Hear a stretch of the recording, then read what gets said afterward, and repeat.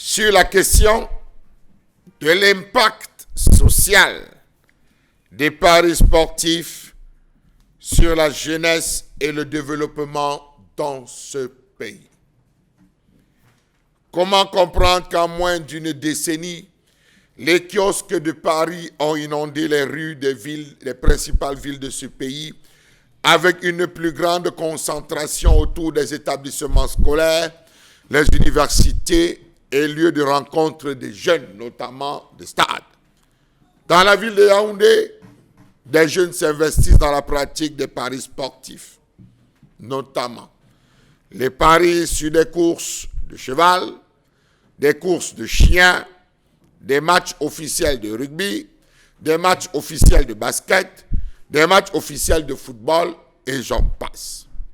Comment comprendre qu'un pays de travailleurs se soit transformé en moins d'une décennie en un pays de rêveurs où tous veulent devenir milliardaires, tous veulent devenir André Soin, tous veulent devenir Photo Victor sans avoir mouillé le maillot.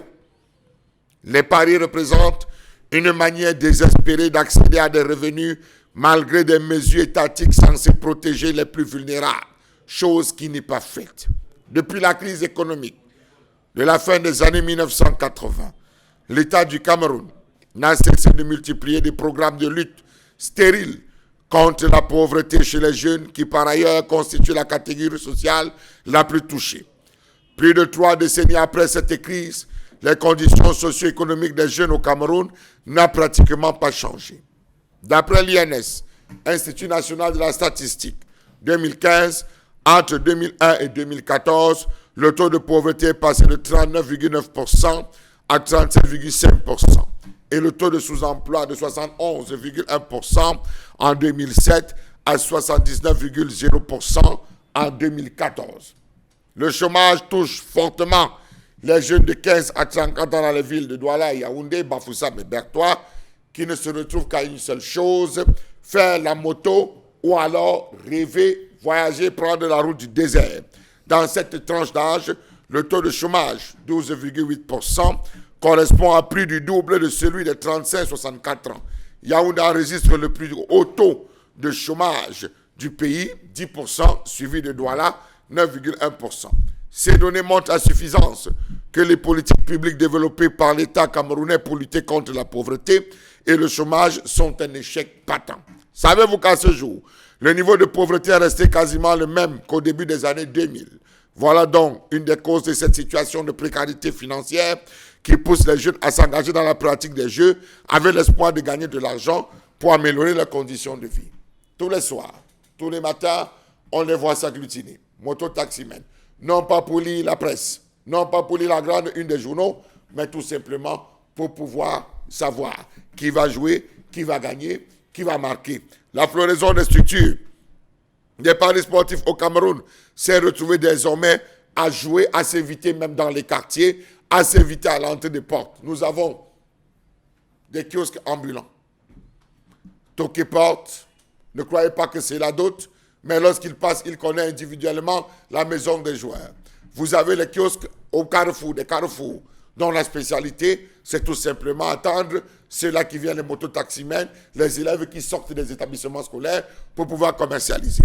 Il y a l'autre, le vrai porte-à-porte, celui qui consiste à mettre tout simplement 100 francs et depuis son téléphone Android, se retrouver à jouer. La floraison des structures de paris sportifs au Cameroun a été favorisée d'une part par la libération des paris sportifs et d'autre part par l'absence de rigueur dans le contrôle de l'industrie du jeu de hasard dans l'appareil étatique. En effet, jadis interdit par le pays, les jeux d'argent ont été autorisés par le décret numéro 92, bas 050 PM du 17-02-1992, fixant les modalités d'exploitation et de contrôle des jeux de divertissement et de hasard.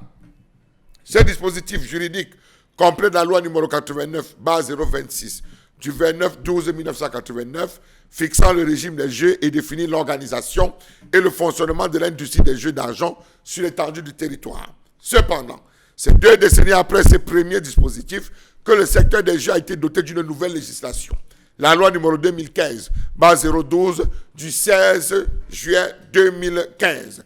Il ressort de l'article 1 de cette loi que le gouvernement Ambition de promouvoir le développement équilibré et équitable du type de jeu pour éviter une possible déstabilisation économique des activités concernées et de contribuer à l'essor de l'économie nationale. Comment va-t-elle contribuer à l'essor de l'économie nationale? Question.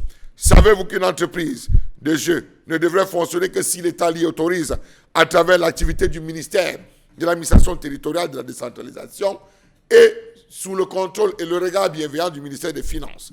Savez-vous que malgré ces dispositions, la quasi-totalité des structures de paris sportifs fonctionnent dans la clandestinité? Sur 6 structures présentes dans nos principales villes, seules 3 sont en règle. Cette situation s'explique par le laxisme des autorités et le manque de collaboration entre le MINAT et le ministère des Finances. Une répartition professionnelle des parieurs a été faite. Les fonctionnaires, ils représentent 8,7%, les commerçants 12,7%, les taximens 3,7%, les élèves 67,7%, sans emploi chômeur 17,7%, les autres 13,3%. Bravo. On ne peut développer un pays avec les gens qui rêvent.